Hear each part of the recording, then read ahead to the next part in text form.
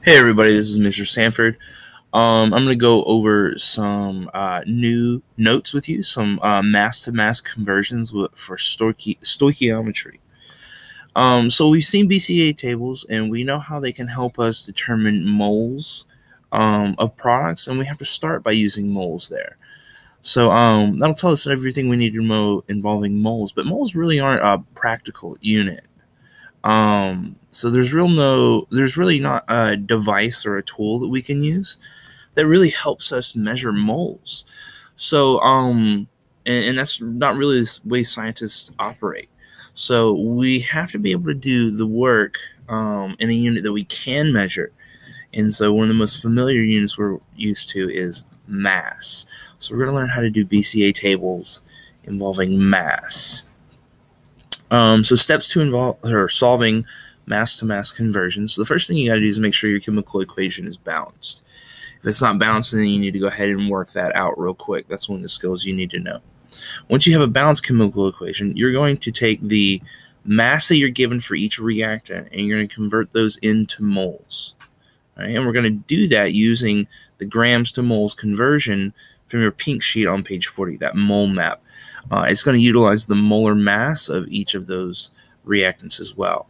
Once you get into moles for each of your reactants, you can plug those into the BCA table, and then you can figure out how many moles of product or leftover reactants there are after the reaction takes place. So the BCA table will tell us the moles of the product or the leftover reactants, and then we can do another conversion there to convert to mass. So we're going to be using that moles to grams conversion and molar masses again. So let's go ahead and take a look at another kind of thing we can do. So most stoichiometric analysis is done using mass, right? We just talked about it. But that's not the only unit that we can convert to and from with moles. So we can also do that with molecules, formula units, or atoms. And going forward, I'm just going to call these particles. Okay, so all three of those can be called particles. So steps to solving particle-to-particle conversions are very similar to solving mass-to-mass conversions. So balance the equation first, and then we're going to take those particles and we're going to convert them to moles, and we're going to do that using mole conversions and Avogadro's number. So notice all your BCA table stuff still has to be in moles before you can use the BCA table, right? That's the key there. Everything has to be converted into moles. Then you use the BCA table like step 3 points out, right? That'll give you the moles of product or leftover reactants. And then if we want to know the particles after the reaction, we convert those moles we found from the BCA table, right, of those products or leftover reactants, and we convert them back into particles. And we're going to use mole to particle conversions with Avogadro's number there. So let's take a look at exactly what this looks like. So example 1 says how many grams of potassium oxide, K2O, will be formed when 312.8 grams of potassium reacts with 96.0 grams of oxygen according to this reaction. So you've got a balanced reaction already, and it's already balanced in your BCA table, so we don't need to worry about balancing that today. So let's take a look at what exactly we're going to do. Our first step told us we had to take these grams listed up here, 312.8 grams of potassium and 96.0 grams of oxygen, and convert those to moles to begin with. So I'd like everybody to take a look at the mole map on page 40. If it's not already flipped out so you can see it, go ahead and take a moment to pause and do that. It's pink, it's on page 40. Let's take a look at it. So we're given mass right here, and we need to put those in moles to use on the BCA table. So we need to use this conversion factor right here, 1 mole over the molar mass, right? So we start with our number of grams, multiply by 1 mole over the molar mass. And that's going to give us moles to use for the BCA table. So let's take a look at how that happens, right? So we're going to take 312.8 grams of potassium. We're going to start by writing down what we're given, times in a line, and we're going to put grams on the bottom so it cancels out. We'll put moles on top, so that's what we find. And we're going to use the molar mass of potassium from the periodic table. It's 39.10 grams, right? And that's equivalent to 1 mole. Now we have the same units on opposite sides. Grams of potassium here, grams of potassium here. Those will cancel out. And now we have 312.8 times 1 over 39.10. And that's going to equal 8 moles of potassium. right? So we took our grams of potassium, converted them to moles. Now let's take our grams of oxygen and convert those to moles as well. 96.0 grams of oxygen times in a line. We want grams of oxygen on bottom. From the periodic table, we know oxygen is 16, but we're going to double that because it's O2. So we're going to have 32, right? 1 mole on top. We have like units on opposite sides, grams of O2, grams of O2. Those cancel. And now we multiply 96.0 times 1 divided by 32, and we're going to get 3 moles of oxygen. Now that we have the moles, we can use those in our BCA table. So let's plug those in. These are our before numbers for the BCA table. So 8 moles of potassium, 3 moles of oxygen, and we know there's no product to begin with. All right. So now we want to take a look and figure out how many times this reaction can happen. If we look at this relationship right here, every one reaction takes 4 moles of potassium. We have 8 moles to start off with. So that tells us we could do this reaction twice. So we're going to multiply each of these coefficients by 2 to get the change line. Right? So that would be minus 8 there. And we know that 8 minus 8 is going to give us 0.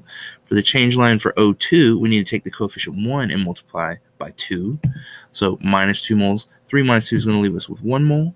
And then the coefficient for our product, 2, we're going to multiply by 2. So we're going to add 4 moles there. So 0 plus 4 is 4 moles. All right, so we used our BCA table, and we figured out the moles of the product, K2O, but the question is asking us for grams. So let's see how we do that. I'm just going to shift things around here. All right, so take a look at your mole map again. Now we're sitting at moles, and we need to find grams. So we're going to use this conversion factor, the molar mass over 1 mole, and that's how we're going to solve for grams. So let's go ahead and do that. So we're going to take the moles of our product, K2O, and we're going to convert those back into grams. So times in a line, we want moles on bottom, and we want the molar mass on top, K2O. If you look that up in the periodic table, potassium is 39.10. We're going to multiply it by 2 and add 16 for oxygen. That comes out to 94.2 grams. We have like units on both sides, mole K2O, mole K2O. Those cancel. And this is going to equal 4 times 94.2, which is 376.8 grams of K2O. So we were able to use simple grams to mole conversion, a BCA table, and then moles to gram conversion to get the final answer here. Let's do one more together. This one asks how many grams of sodium fluoride will be formed when 409.1 grams of NaCl react with 76 grams of fluorine according to that reaction. So it's already balanced. You don't need to worry about it. If you got one that wasn't balanced, though, you would want to make sure you do that. So we need to start by taking our grams and converting those into moles. So let's do that real quick. Again, on your mole map, we're starting at grams and going to moles.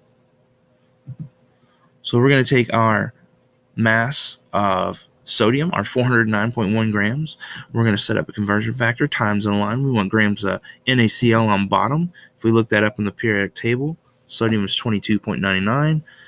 Chlorine is 35.45. Add them together, we get 58.44. We want 1 mole on top. Like units on opposite sides cancel, and we get 7 moles of NaCl. We also have 76 grams of fluorine, so let's convert that into moles. Times in a line, we want the same units on opposite sides, so grams of fluorine on bottom. Fluorine is 19, there's 2 of them, so 19 times 2 is 38. 1 mole of fluorine on top, like units on opposite sides cancel, and we're left with 2 moles of fluorine. These are our beginning units for our reactants. So we plug those in, and we know that there are no products to start with. All right. So now we're going to take a look, and we notice this relationship. Every one reaction takes 1 fluorine, but we're starting with 2. So we could do this reaction twice. So that means we're going to multiply every coefficient by 2. So let's go ahead and do that. So the 1 fluorine times 2 is going to be 2. Right? And we know 2 minus 2 is going to leave us with 0. We have a coefficient of 2 on NaCl, so we're going to multiply that by 2 to get 4. 7 minus 4 is 3. We have a coefficient of 2 here, times 2 is 4. So we're going to add 0 to 4 to get 3. And here we have a coefficient of 1, so we're going to add 2 as well to get 2 moles. All right, so let's shift things around so we can keep going. Now, it's asking us how many grams of sodium fluoride. So we're looking right here in the after section for sodium fluoride. So we're starting with 4 moles. And this means we need to go from moles back to grams. So we're going to be using this conversion factor right here.